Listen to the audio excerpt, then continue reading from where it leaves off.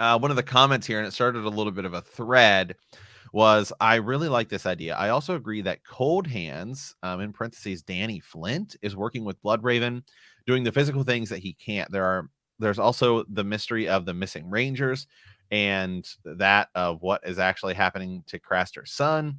His wives believe he is sacrificing them to the others, but we just don't know. Add in how Craster is having to give over livestock and someone alive is out there.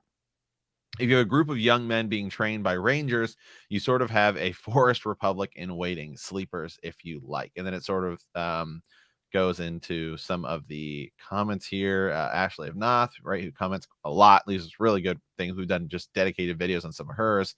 She says, "You're the only other person I've ever heard who shares my perspective on Coldhands equals brave Danny." Yeah. And so I am totally unfamiliar with this brave Danny thing. We're not crazy if we're right. I'm baffled by how people miss it. Women with obscured face who was mistaken for a man. Hello, Brienne of Tarth. I wonder if the reason that we don't have lyrics for her ballad, which I believe could be the song that made Leanna cry, is because that would give away information that would link her to Coldhands. There's also mystery about Coldhands being unable to pass through the Black Gate with Sam. According to Sam, Coldhands says he can't pass because of magic in the wall, but that's not true because whites have been brought through the wall by other watchmen before. So being undead, which is a good point, shouldn't have any effect on Coldhands getting through, provided he was with Sam. Interestingly enough, Sam explains about the gate to Bran and crew, saying only a man of the Night's Watch can open it, a sworn brother who has said his words. Lots of emphasis on men being able to open it. If Coldhands were a woman, Danny Flint, right? That explains why she didn't get near the door / open it for Sam. She can't. Only men who've taken the words can. And maybe that's why George, keeps Coldhands a safe distance from the door, showing the reader that Coldhands couldn't open it. Might have revealed that Coldhands is a woman. So, you literally give me chills. I am no man, right? Yeah. Yeah. Little Lord of the Rings there. So, I'm totally unfamiliar with this. Yeah, so this is interesting. Like they brought Danny Flint, who was a girl from House Flint who dresses as a boy, to become a member of the Night's Watch.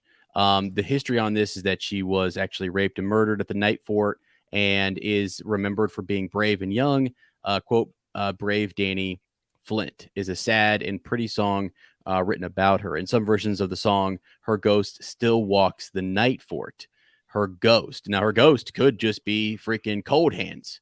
Actually, interestingly about Coldhands is that his face is never shown, right? That's the whole thing. They're always trying to get a good look at his face.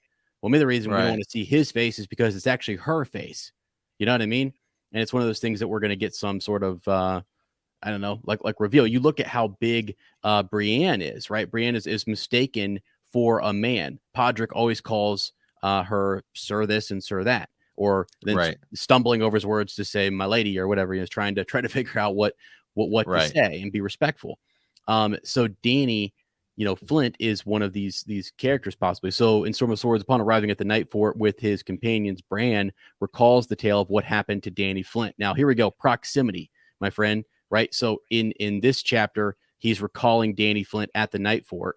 Right. And then in Winterfell, during the wedding banquet held in honor of Ramsay Bolton to Arya Stark, air quote, Arya Stark, Lord Wyman Manderley requests a song about brave young Danny Flint to make everyone weep. As 3,000 wildlings pass the wall at Casterly Rock, Lord Commander Jon Snow notices that 2 of the boy hostages are girls in disguise. Jon asks Tormund Giantsbane if Mance Rayder ever sang a song about Danny Flint. Tormund says he does not think so and asks who he was. Jon tells him Danny saying that her song is sad and pretty, but what happened to her was not. So, just a kind of an interesting thing to me that the reason, Sam says that a man of the Night's Watch, right? That you have to be male essentially to get through the wall. And this whole conversation that they were having is about, well, you can take individuals through, right? So to open the door, like the magic door there, you have to speak your vows and be a true man of the Night's Watch. Well, if she's a woman in disguise, that would be why she can't move through that door. If there is truly some spell work on it that's gender bound, you know what I mean, and it's actually Yes. prohibiting her from doing so, that would be why Coldhands can't actually, get through, but is still wearing like a black cloak and looks very much like a member of the Night's Watch. And at the Night Fort is where that is mentioned, like the Danny Flint song is mentioned by Bran as they descend down and will eventually be led across to the other side of the wall by Sam. It's like also like we don't know how long ago this person was at the wall or what the whole deal is here with House Flint, but we do know that Bloodraven was there a long time ago, and he may have been a friend to her at some point. And Leaf says that Coldhands was killed long ago. Okay, So, well, things get a little more interesting here upon some please research do. because I was like House Flint. I was like, that sounds familiar. Let me get my screen pulled up here. Mhm. So there are actually 4 House Flints, but it's unknown which one that Danny Flint belongs to.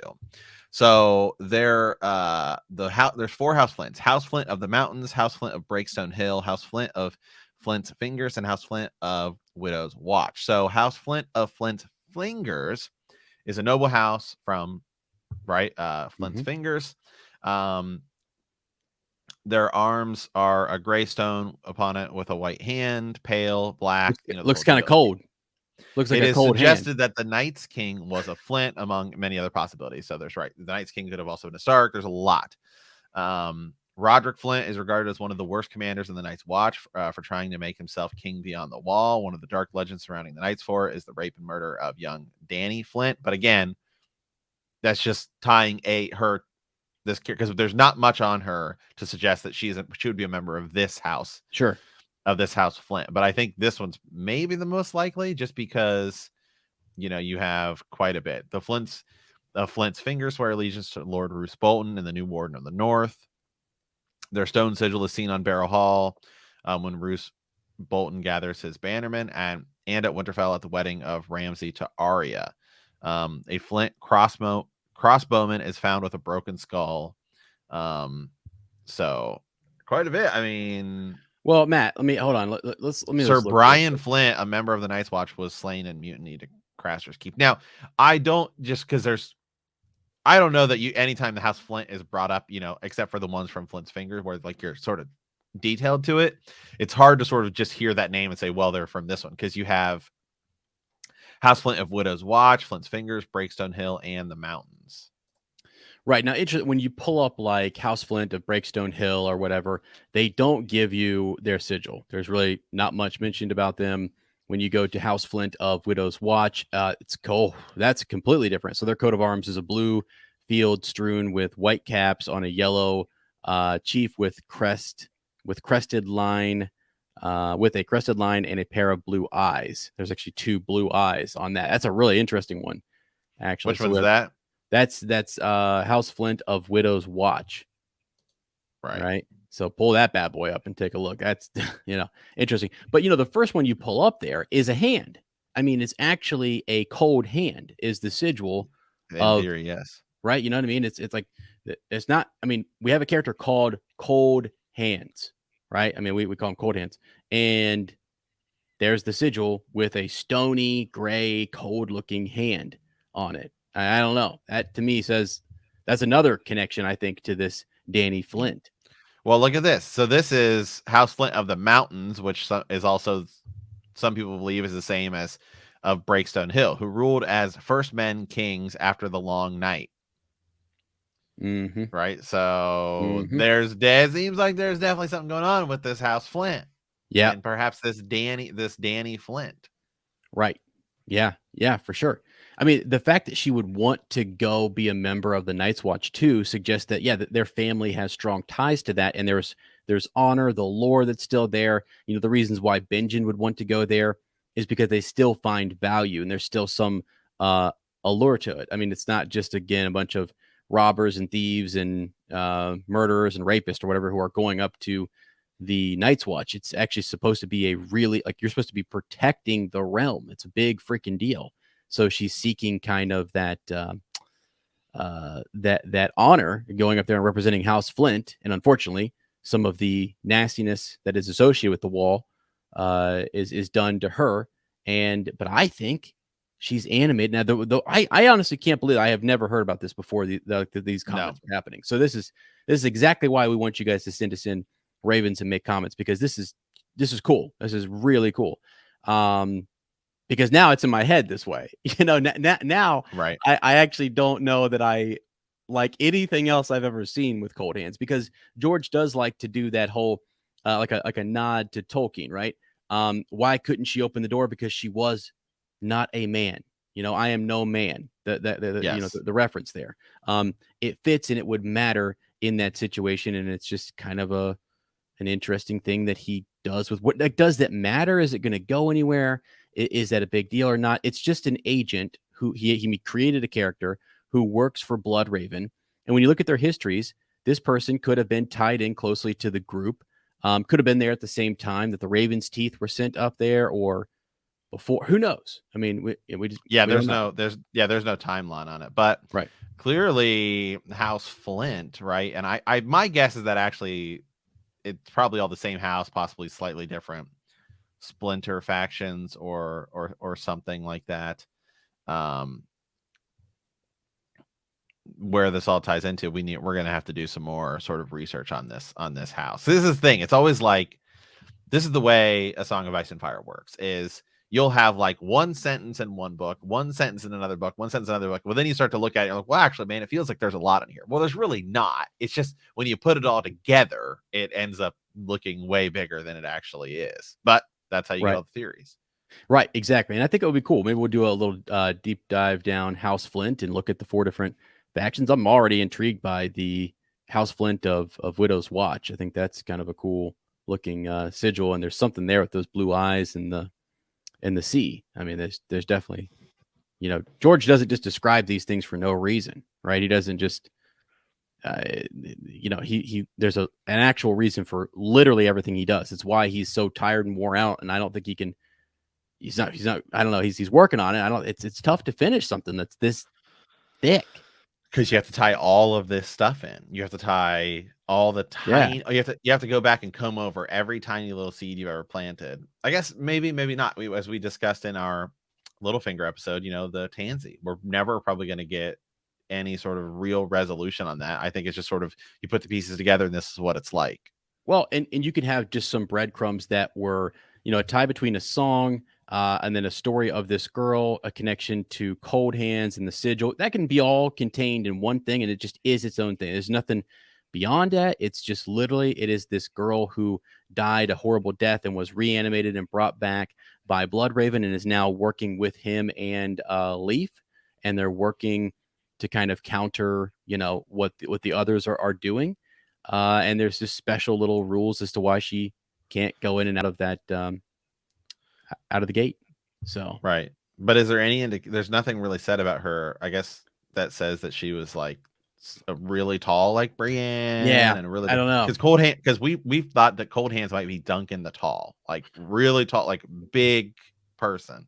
right? I know, and we'd have to. I'm going to go back after we're done with this and like almost look and see like the descriptions, of Coldhands, just to say, because that's why I brought up Brienne. Is like what George will do is give you an example in the story. Like, I've already created someone like that, like a woman who is that big, that strong, a descendant of Duncan the Tall, who there could be others out there like that. They don't all have to be descended from, this individual, that individual. She just has maybe 2 parents who are also, they're northern, folk, mountainous folk. And so Yes. she seeks out, she's kind of a hardy, this picture makes her look very, almost like Princess of the North, right? And I think it's like the song of it is one that would make you weep. But maybe there was a lot more. I mean, songs of Brienne later down the line could make you weep, right? It just all the stuff that she went through and everything. But she was truly a good soul, a good spirit, fighting for what was right and trying to do.